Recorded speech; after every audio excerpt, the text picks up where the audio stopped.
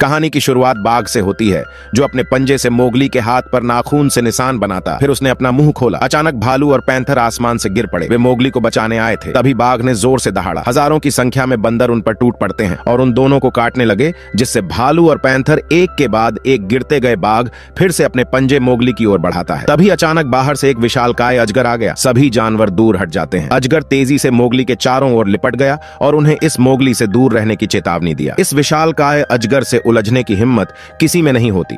तभी बाघ को हार माननी पड़ी। यह अजगर भूत और भविष्य देख सकता था, तो उसने मोगली की कहानी देखी। जब मोगली बहुत छोटा था तो उनके माता पिता को बाघ ने मार डाला था। बाघ ने जंगल के प्राचीन नियम तोड़ दिए थे। फिर एक पैंथर ने बच्चे को बचाया और उसे भेड़ियों की गुफा के बाहर रखा। पैंथर चाहता था कि भेड़िए इस बच्चे को पालें। भेड़िए ने बच्चे को देखा। खूंखार और क्रूर भेड़ियों के सामने बच्चा बिल्कुल भी नहीं डरता। उन्होंने कभी इंसानी बच्चा नहीं देखा। बच्चे को खून से लथपथ देख भेड़िए ने उसे चाट कर साफ किया। फिर अचानक एक लकड़बग्घा दौड़कर आया और बच्चे के ऊपर हमला किया, लेकिन भेड़िए में उसे मार भगाया। फिर जंगल के सभी भेड़िए एक साथ इकट्ठे हो जाते हैं। इंसानी बच्चे को देखकर सबको बड़ा आश्चर्य हुआ। फिर भेड़ियों के सरदार ने कहा कि यह बच्चा यहाँ नहीं रहेगा। यह भेड़िया वंश का कानून है। सरदार की बात को कोई भी नकार नहीं सकता। तभी पैंथर एक हिरण को पकड़ता है। उसने कहा, बच्चे के जीवन के लिए हिरण का सौदा करो। सरदार आगे बढ़ा और बच्चे को ध्यान से देखा। बच्चे को देख सरदार का मन पिघल गया। उसने बच्चे को रखने का फैसला करता है। तभी बाघ लकड़बग्घों के साथ यहाँ आता है। यह जंगल का एक कुख्यात राक्षस है। इंसानी बच्चा को वापस लेने के लिए यहाँ आया था। बाघ ने कहा, मैंने बच्चे के माता पिता का खून चखा है, अब इस बच्चे का भी खून चखना है, लेकिन बच्चे को भेड़ियों द्वारा संरक्षित किया गया है। सरदार बोला, यदि तुम इसे ले जाना चाहते हो तो तुम्हें भेड़ियों को चुनौती देनी होगी। वह सब बाघ को झुंड में चुनौती देते हैं, लेकिन सबको देख बाघ ने कहा, देर सवेर वह बच्चा खा लिया जाएगा। फिर वह घूमा और चला गया। अब बच्चा उनमें से एक बन गया था। कुछ साल बीता, बच्चा बड़ा हो गया था। वह पैंथर की सवारी करता है और हर दिन जंगल में खेलता है। पैंथर ने उसे शिकार करना भी सिखाया। मोगली के एक शिक्षक भी हैं। यह एक भालू है। उसे जंगल में जीवित रहने का हुनर सिखाया। जंगल में हर कोई शिकार बन सकता है। केवल रनिंग टेस्ट पास करके ही आप भेड़ियों के झुंड में शामिल हो सकते हैं। तभी मोगली बंदरों की ओर आकर्षित होता है। उसे लगा कि यह मजाकिया है, लेकिन भालू ने उसे बताया, बंदर बहुत खतरनाक होते हैं, उनसे दूरी बनाए रखना। घर के रास्ते पर उन्हें एक मरी हुई भैंस मिली। इसका मतलब है कि बाघ वापस आ गया है। अब जंगल में युद्ध छिड़ने वाला है। भेड़िया कबीला फिर से इकट्ठा होते हैं। उन्हें डर है कि इससे ज्यादा इंसान जंगल की ओर आकर्षित होंगे। मोगली को बाघ को देना चाहिए। सरदार ने पहले ही अपने मन में एक निर्णय ले लिया था। मोगली केवल तभी बच सकता है जब वह परीक्षा में पास हो जाए। भालू ने मोगली का ट्रेनिंग शुरू कर दिया। बार बार पेड़ से नीचे गिरता रहा। तभी मोगली ने हार नहीं मानी। ट्रेनिंग जारी रखी और आखिरकार उसने डाली पकड़ ली। कुछ दिन बाद मोगली पानी में मछली पकड़ रहा था।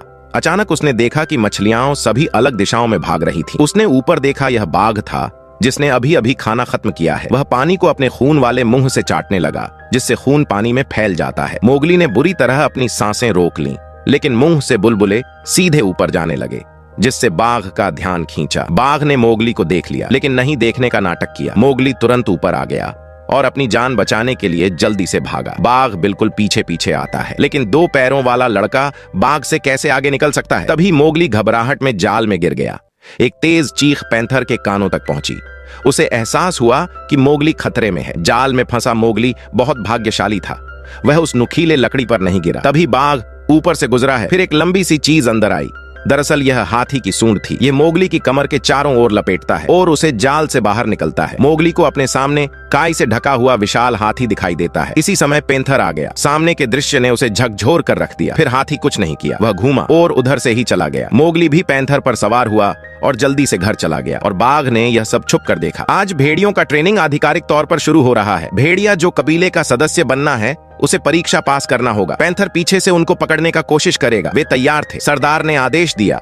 वे सब तीर की तरह निकल पड़े। मोगली भेड़ियों से तेज नहीं है, वह केवल शॉर्टकट ले सकता है। वह सीधे चट्टान से कूद गया, शाखाओं को कसकर पकड़ा और नीचे कूद गया। फिर गुफा से तेज भागकर उसने पेड़ से नीचे फिसलने का फैसला किया। वह अभी सबसे आगे है, लेकिन जल्द ही भेड़ियों उससे आगे निकल गए और उसे हिंसक तरीके से एक तरफ धकेल दिया गया। उसने हार नहीं मानी, आगे दौड़ते रहा। इसी दौरान पैंथर भी आ जाता है। यह मोगली को निशाना बनाता है। मोगली शाखाओं के बीच आ गया। उसे लगा कि पैंथर उसे पकड़ नहीं पाएगा, लेकिन कौन जानता था कि पैंथर वास्तव में इसके बारे में गंभीर था। उसने शाखा को पंजे से तोड़ा और अंदर आ गया। मोगली तेजी से ऊपर चढ़ गया और पैंथर से बच निकला। वह पेड़ की लताओं के बीच से चढ़कर जा रहा था। फिर चट्टान पर कूद गया। वह फिनिश लाइन तक पहुंचने ही वाला था, लेकिन तभी पैंथर ने मोगली को नीचे गिरा दिया। यह जानबूझकर ऐसा करता है क्योंकि मोगली को भेड़ियों के झुंड में शामिल ना हो सके। वह तभी सुरक्षित हो सकता है जब वह इंसानी बस्ती में लौट जाए, लेकिन वह नहीं हुआ।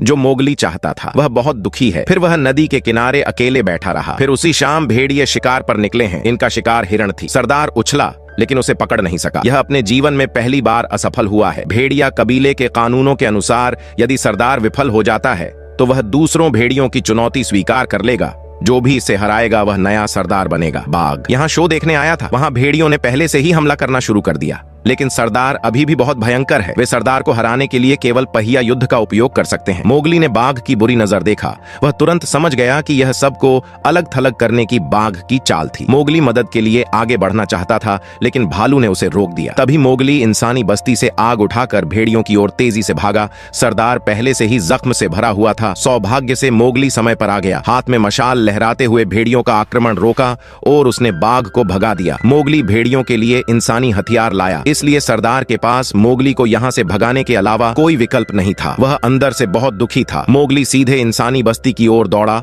हाथ में मशाल लहराते हुए सबको दूर रहने को कहा, लेकिन उसे डंडे से मारकर गिरा दिया। मोगली को इंसानों ने पिंजरे में डाल दिया। उसे आजाद होना था। उसने पागलों की तरह रेलिंग पर मारना शुरू कर दिया, यहाँ तक कि उसने अपने मुंह से रेलिंग को काटने लगा, जिससे वह बहुत थक गया। अचानक कोई उसके लिए खाना लेकर आया। मोगली आगे की ओर झुका और सूंघा। बस मांस का एक टुकड़ा उठाया और तुरंत थूक दिया। उसे इंसानों का खाना पसंद नहीं आता। कई बच्चे आए और उस पर हंसे और मोगली को छड़ी से मारा। वह पागलों की तरह चिल्लाया, सबको डरा कर भगा दिया। रात में पैंथर आता है। यह यहाँ मोगली को बचाने के लिए नहीं आया, बल्कि उसे समझाने आया था कि तुम्हें इस इंसानी बस्ती में रहना होगा, तुम्हारे जान को खतरा है। ये कहकर जंगल में वापस लौट गया। अगले दिन जेल का दरवाजा खोला गया। मोगली बाहर आया। फिर किसी महिला ने उसके शरीर को साफ किया और उसे जूते पहनाए। मोगली धीरे धीरे इंसानी जीवन में शामिल हो गया है। शिकारी ने मोगली को एक चाकू भी दिया। अपनी सुरक्षा के लिए इसे अपनी छाती पर लटका लिया। उस दिन एक भेड़िए को मोगली मिल गया। उसने बताया कि बाघ ने सब कुछ अपने कब्जे में कर लिया। उसने बहुत से भेड़ियों को मार दिया और बाकियों को जंगल के किनारे तक खदेड़ दिया। मोगली अब इंसानों के साथ नया सफर शुरू कर दिया है और अब वह दोबारा भेड़ियों के पास नहीं जाएगा। एक रात मोगली गलती से शिकारी के गोदाम में घुस गया। उसने अंदर सभी प्रकार के जानवर देखे। उसमें अपनी सबसे अच्छी दोस्त को भी देखा। उसे बहुत दुख हुआ। मोगली शिकारी को सोते समय मार डालना चाहता था, लेकिन आखिर में उसने अपना मन बदल लिया। मोगली ने कोने में देखा। उधर एक विशाल हाथी के दांत था। उसने गुप्त रूप से हाथी के दांत को विशाल हाथी को लौटा दिया और उसके साथ एक समझौता किया, बस जंगल में बाघ से छुटकारा पाने में मेरी मदद करो। फिर मोगली ने बाघ को अकेले में बुलाया। बाघ बहुत अहंकारी है। उसे लगता है कि वह यह लड़ाई जीत लेगा। अचानक मोगली ने आसमान में देखा और जोर से चिल्लाया। फिर दर्जनों हाथी जंगल से आए। तभी लकड़बग्घा अपनी दुम उठाकर भाग गया। तभी बाघ मोगली पर झपटा, लेकिन उसे हाथी द्वारा फेंक दिया गया। बाघ को घेर लिया गया। भागने का कोई रास्ता नहीं था। मोगली ने चाकू से वार किया और उसके पीठ पर कूद गया, लेकिन एक लड़का बाघ का मुकाबला कैसे कर सकता है। मोगली सीधे नीचे गिरा। बाघ ने झपटा मारा, लेकिन मोगली बच गया।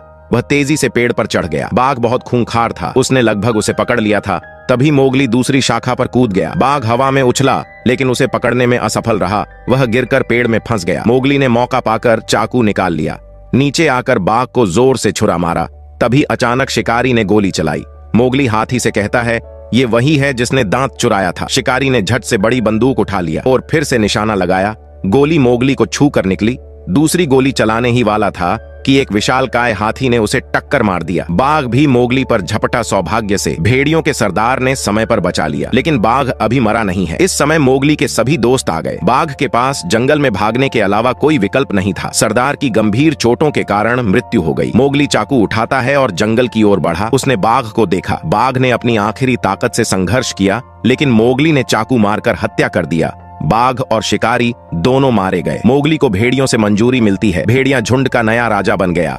जंगल में फिर से शांति लौट आई। सब्सक्राइब करना ना भूले।